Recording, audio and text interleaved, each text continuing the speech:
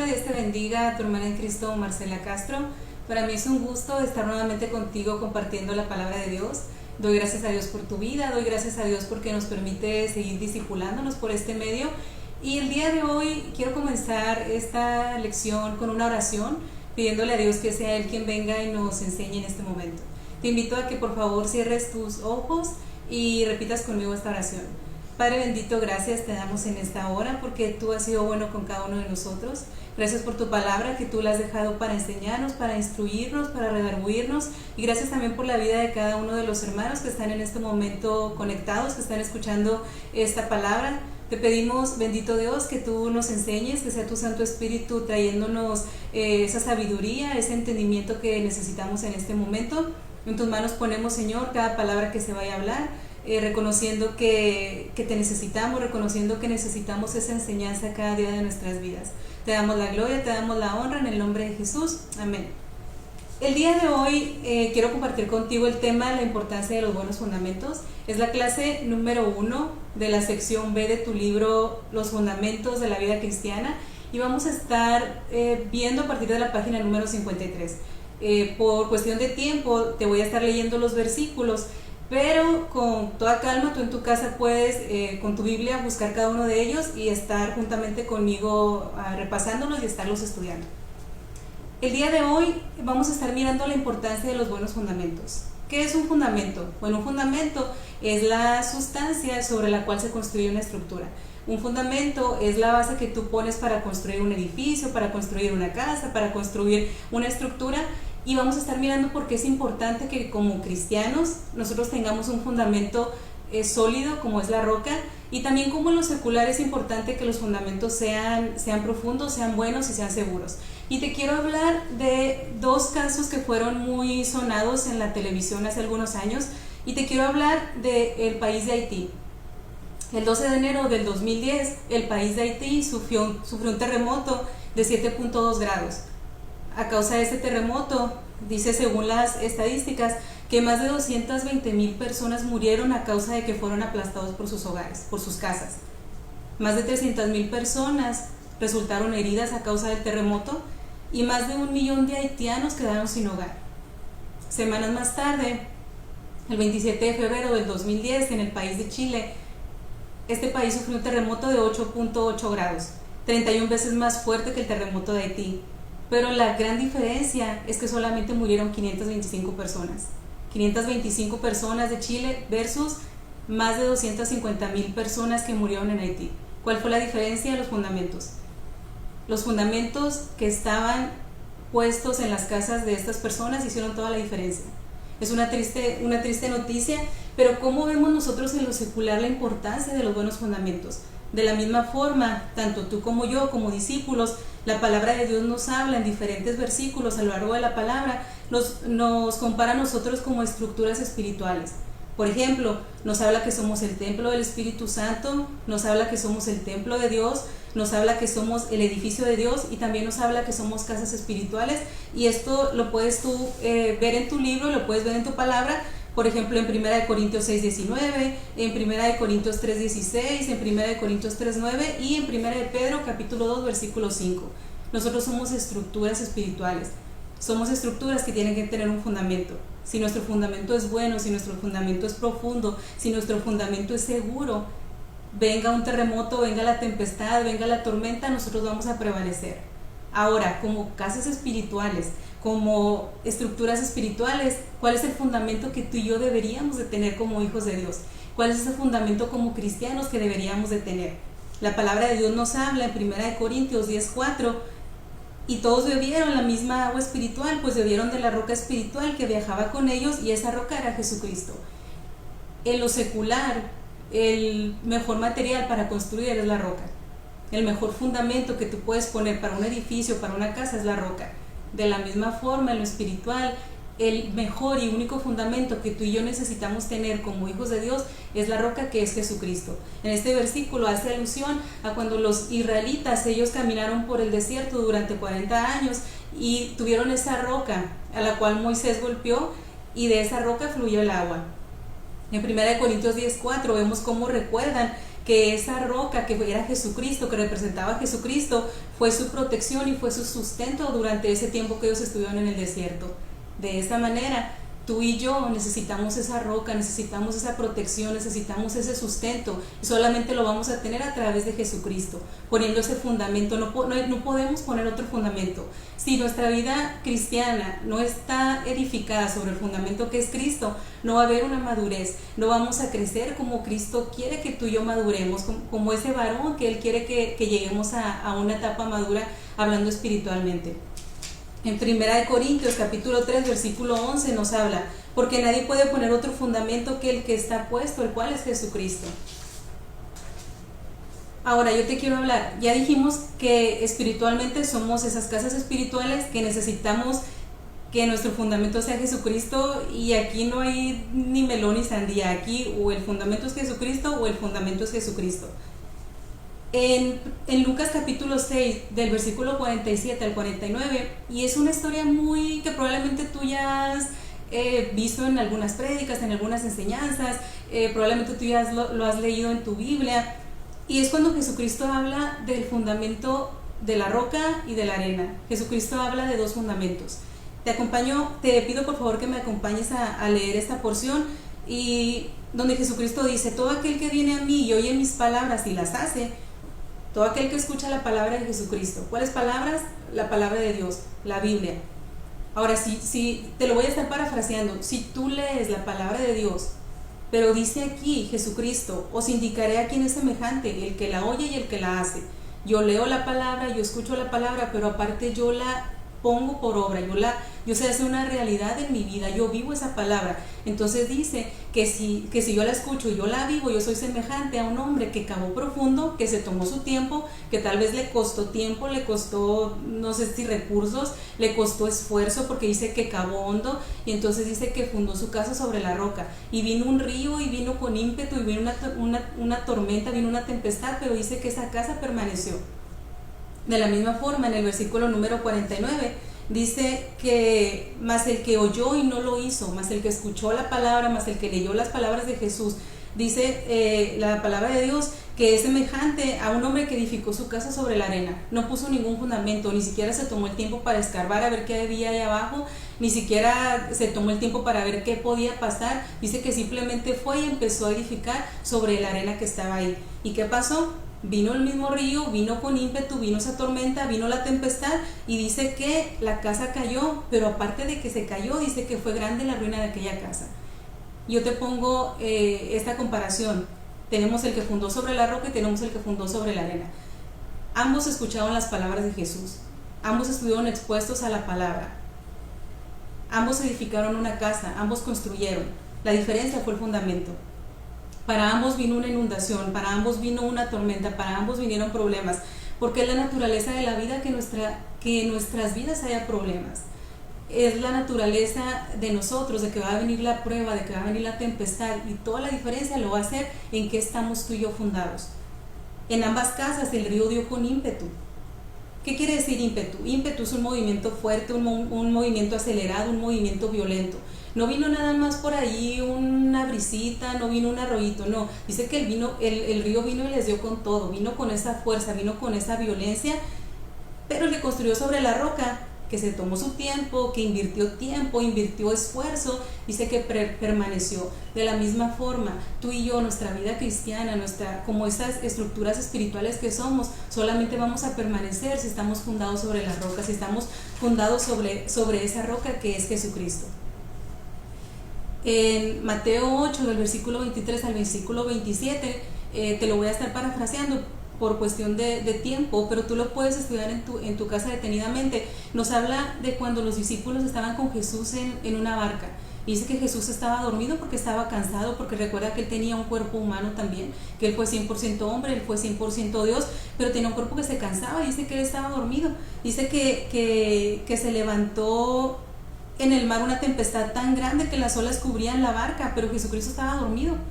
Y dice que los discípulos, ellos asustados, despertaron a Jesús diciéndole: Señor, sálvanos que perecemos. O sea, despierta, levántate, nos vamos a morir, nos vamos a ahogar, mira esas olas cómo están. Y dice que Jesús les dice: ¿por qué tienen miedo, hombres de poca fe? Entonces Jesús, levantándose, dice que reprendió los vientos y reprendió el mar y se hizo una gran bonanza. Jesucristo, ese fundamento, esa roca en la que tú y yo estamos fundados, en la que tú y yo estamos edificados, esperando que todos nosotros lo estemos. Jesucristo, Él puede calmar esa tormenta. Él tiene el poder para decir: enmudezcan, cálmense, tranquilos, tengan esa bonanza que necesitan. Van a venir tempestades a nuestra vida, si no es que ahorita tú estás pasando por una. Pero ¿sabes qué? Si tú estás fundado sobre Jesucristo, esa tormenta no te va a tumbar. Ese río que viene violentamente a tu vida y que en este momento tal vez te está azotando, ¿sabes qué? No te va a tumbar, no va a tumbar tu casa. A lo mejor te puede quebrar algunas ventanas porque es normal, pero ¿sabes qué? Estamos parados sobre la roca que es Jesucristo. Estamos parados sobre ese Cristo, sobre Dios, sobre nuestro Salvador, sobre Él, que se levantó y le dijo: para la tempestad. Van a venir esas tormentas, van a venir estas tempestades, pero estamos fundados sobre esa roca que es Jesucristo. En Hebreos 6, del capítulo 6, versículo 1 y 2, nos habla de las verdades básicas, fundamentales, sobre las cuales tú y yo deberíamos de construir nuestra vida cristiana. Está Jesucristo, Él es el fundamento, Él es la roca. Sobre Jesucristo están esas verdades básicas sobre las cuales nosotros deberíamos de fundar nuestra vida cristiana, como lo son el arrepentimiento de las obras muertas, la fe en Dios, la doctrina de bautizos, la imposición de manos, la resurrección de muertos y el juicio eterno. Cada uno de estos lo vamos a estar viendo en lecciones en un futuro, pero ahorita solamente te lo quiero mencionar. ¿Por qué? Porque es importante que tengamos esas bases fundamentales, esas bases verdaderas. ¿Por qué? Porque si tú y yo tenemos ese fundamento que es Cristo, si tenemos esas bases fundamentales, y entonces a partir de ahí tú y yo comenzamos a construir, nosotros vamos a llegar a esa madurez que Cristo quiere a esa madurez que Jesucristo quiere que tú y yo lleguemos. La salvación nos representa a un bebé que está recién nacido. De hecho, nos habla en varios versículos a través de la palabra de Dios que si no nacemos de nuevo, que si no hay un nuevo nacimiento en nosotros, entonces nosotros no podemos ser llamados hijos de Dios. Nos representa un bebé. Cuando la persona viene y acepta a Cristo, es un bebé espiritualmente. Pero el anhelo de Dios no es que permanezcamos bebés por siempre. Nos habla de que así como un bebé en lo físico, en lo secular, tú puedes mirar a un bebé que él no va a permanecer así por siempre. Él va a estar unos meses así y luego se le va a estar dando la leche y luego se le va a dar comida sólida y él va a empezar a caminar y luego él va a empezar a correr y luego él va a empezar a ser más independiente, y entonces tú lo vas a mirar haciendo cosas que de bebé él no podría haberlas hecho. De la misma forma, espiritualmente, el anhelo de Dios es de que tú y yo llegamos a los caminos de Dios. Espiritualmente somos bebés, necesitamos esa leche espiritual, pero su anhelo no es que permanezcamos así por siempre. Su anhelo es que vengamos a esa madurez que necesitamos como hijos de Dios. En Efesios 4, del versículo 11 al 13, nos dice que Jesucristo le dio dones a la iglesia. Nos dio a los apóstoles, a los profetas, a los evangelistas, a los pastores y maestros. Y dice que ellos tienen la responsabilidad de preparar al cuerpo de Dios, de prepararnos a nosotros, de preparar a la iglesia. Dice para que lleve a cabo la obra de Dios. En el versículo número 13 dice que ese proceso de aprendizaje, ese proceso de edificación va a continuar hasta que todos nosotros, tú y yo como hermanos en Cristo, como parte de este cuerpo de Jesucristo, hasta que tú y yo alcancemos la unidad en nuestra fe y el conocimiento del Hijo de Dios, y que seamos maduros en el Señor, hasta que lleguemos a la plena y completa medida de Jesucristo. El anhelo de Dios es que lleguemos a esa madurez. ¿Cómo? A través de la enseñanza, a través de que tú y yo escuchemos la palabra de Dios, a través de que la leamos, pero a través de que la vivamos, a través de que se vaya haciendo una realidad en nosotros. En Hebreos 3 del versículo 11 al versículo 14 nos habla de las evidencias de inmadurez en los cristianos. En Hebreos 5, del 11 al 14, se le confronta a los hebreos por causa de su inmadurez, por causa de que muchos de ellos ya deberían de tener una madurez que en ese momento no tenían. Y vamos a ver cuáles eran esas causas de por cuales ellos eran inmaduros en ese momento y ya no deberían de serlo.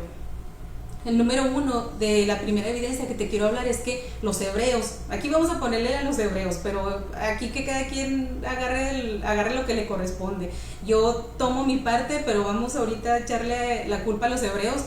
y nosotros vamos a recapacitar en cada una de estas evidencias. La evidencia número 1 es que los hebreos eran tardos para oír. Dice que en el versículo número 11 les dice: acerca de esto tenemos mucho que decir y difícil de explicar, por cuanto os habéis hecho tardos para oír. Tardos para oír. ¿Qué quiere decir? Que este tipo de cristianos, este tipo de discípulos son inactivos y no quieren ser movidos. Cuando estas personas escuchan la palabra de Dios, a veces no la comprenden. A ti te ha pasado y a lo mejor tú mismo has estado en esto de decir: es que a veces leo y no lo entiendo. A veces me explican, a veces cuando estoy escuchando la predicación en ese momento la entiendo, pero después se me olvida, o no entiendo ni la cuarta parte de lo que escuché en una prédica, llámese la pastora, llámese el pastor, llámese tal persona que escuché, no les entiendo. ¿Por qué? Porque tal vez nos hemos hecho tardos en oír, tal vez hay en nosotros un letargio, tal vez hay en nosotros una inactividad que no queremos ser movidos, y por ende no podemos recibir esa palabra de Dios. ¿Cuál es la primera evidencia de una inmadurez como cristianos, como discípulos? Es de que somos tardos de oír, a veces no entendemos la palabra, y entonces hay que venir y decirle al Espíritu Santo que sea Él quien nos enseñe, que nos quite ese velo, que nos quite esa inactividad, que nos quite tal vez el ser letárgicos, y que nos ayude a aprender esa palabra, que nos ayude a hacer que sea una realidad en nosotros. La segunda evidencia del por qué se les confronta a los hebreos su inmadurez es de que ellos no tenían responsabilidad, ellos no querían responsabilidades. Dice que estos cristianos no obedecen el Evangelio de Cristo al no transmitir el mensaje a otros. Recuerda el mandato que se le dio a los discípulos: vayan y hagan discípulos, vayan y bautícenlos, vayan y llévenles el Evangelio, vayan y hablen las buenas nuevas. Muchas de las veces tú y yo, como hijos de Dios, como cristianos, no queremos responsabilidades. Queremos venir el domingo, queremos escuchar la parte de la prédica, y ¿sabes qué? De domingo a domingo yo no quiero saber nada de las personas allá afuera. Y a veces hay personas que vienen a pedirte un consejo, a veces dentro de tu misma familia hay personas que tienen necesidad de que tú les prediques el Evangelio, pero simplemente tú no te quieres meter en eso. Tú dices, tú no quieres esa responsabilidad. Y en el versículo 12, les dice: porque debiendo de ser ya maestros, después de tanto tiempo, ellos ya habían estado expuestos a la palabra, ellos ya habían sido enseñados y ya deberían de haber estado enseñándole a otros. Ellos tenían necesidad de que se les siguiera tratando como bebés espirituales, porque ellos no querían madurar, porque ellos no querían la responsabilidad.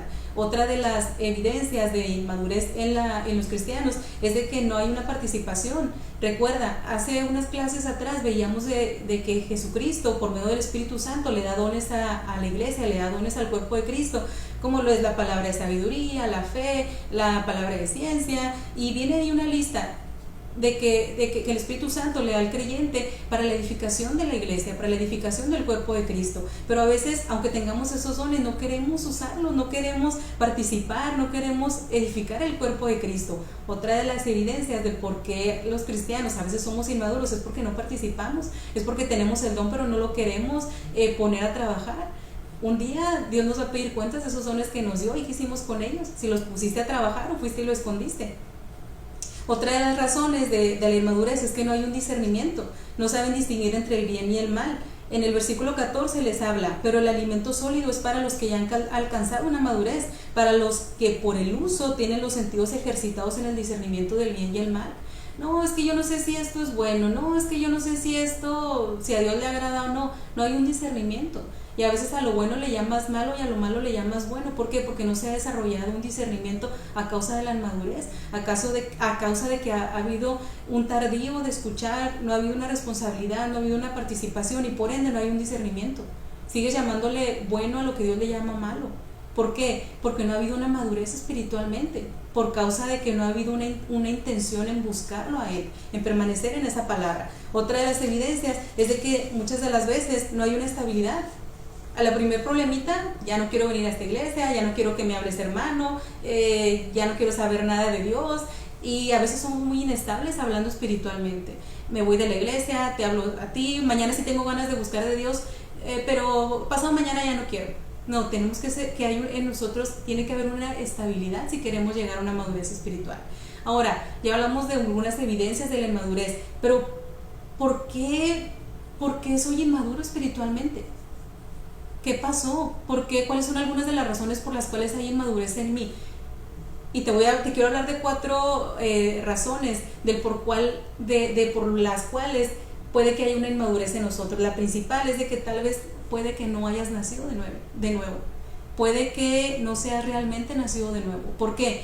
Porque cuando una persona, cuando un discípulo, cuando un cristiano es nacido de nuevo, hay unas evidencias que son incuestionables, hay unas evidencias que son obvias cuando las personas nacen de nuevo. ¿Cuáles son esas evidencias? El testimonio del Espíritu, dice la palabra de Dios que somos nuevas criaturas, que hay un anhelo de obedecer a Dios, hay un anhelo de amar a otros, hay un anhelo de hacer la voluntad de Dios, como nos dice Mateo 7:21, y también hay una sed y una hambre por Dios. Otra de las razones por las cuales puede que haya una inmadurez espiritual es por negligencia, es porque no hemos sido diligentes en buscar a Dios, en buscar la palabra, en leerla, en comer ese pan, en tener un tiempo de intimidad con Dios, en tener comunión con los otros hermanos. Tal vez hemos sido negligentes al no buscar de Dios y no dejar que su palabra nos vaya edificando y nos vaya llevando a esa madurez que necesitamos. Otra razón puede ser desobediencia, puede que Dios te haya pedido que hagas algo, que trabajes en un don, que vayas y compartas el mensaje y tú simplemente no quisiste hacerlo. Tú dijiste, Dios me pidió esto, Dios en su palabra me pide que haga esto, pero yo no lo quiero hacer.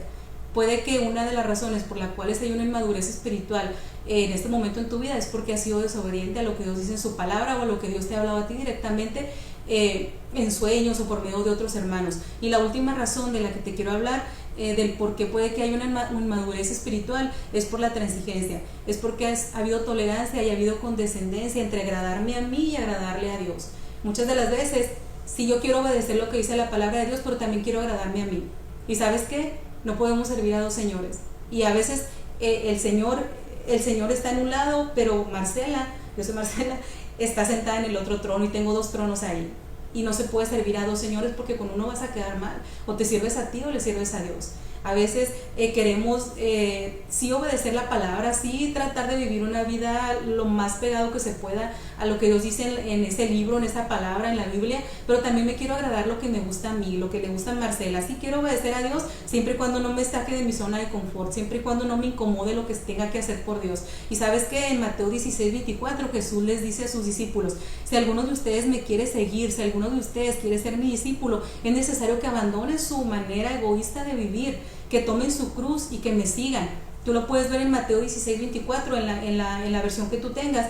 Y Jesucristo les dice, niégate a tu forma egoísta. ¿Por qué? Porque todos somos egoístas. Si tú y yo no nos negamos a lo que Marcela quiere, a lo que Marcela anhela, a lo que a Marcela le gusta, yo no voy a poder ser seguidora de Cristo, yo no voy a ser discípula de Cristo. Y una de las razones por las cuales puede que haya una inmadurez espiritual en ti o en mí es porque muchas de las veces prefiero agradarme a mí antes que agradar a Dios. Y con esta razón termino exhortándote, y créeme, no es un regaño, créeme que si te confrontó a ti, me confrontó a mí, la primera pedrada me toca a mí. Mi anhelo no es hacer sentir mal a nadie. Mi anhelo y el anhelo de Dios es que crezcamos, es que vayamos a esa madurez, es que lleguemos a esa estatura, que nuestro carácter sea cada vez más como Jesucristo. Y sabes que el hecho de que tú estés aquí, el hecho de que tú estés escuchando esta palabra, habla de que tú tienes esa sed y que tú tienes ese anhelo por agradarle. Te invito a que tú sigas discipulándote, a que tú sigas escudriñando tu palabra, que sigamos poniéndonos a cuentas con Dios todos los días, pidiéndole que escudriñe nuestros corazones, que escudriñe las intenciones que hay en Él y que sea Él quien nos ayude a crecer. Te invito a que oremos un minutito ya para terminar esta clase, para pedirle a Dios que Él nos ayude con esta palabra que acabamos de aprender. Padre, gracias por tu palabra, gracias por la enseñanza que tú nos dejas en ella, gracias por el anhelo que tú tienes, Señor, de que lleguemos a esa estatura, que seamos cada vez más como Jesucristo. Padre, ayúdanos a reconocer cuando estamos mal, ayúdanos a cada día más agradarte, a cada día parecernos más a Él. En tus manos, Señor, yo pongo a mis hermanos, bendigo sus vidas, bendigo, Señor, sus hogares, bendigo sus trabajos, Padre, y te damos a ti la gloria y la honra, bendito Dios, porque tú has sido bueno, Señor, con cada uno de nosotros. En el nombre de Jesús, amén. Gracias por estar aquí, Dios te bendiga, te esperamos en el próximo video, que estés bien y te mando un abrazo y un saludo, Dios te bendiga.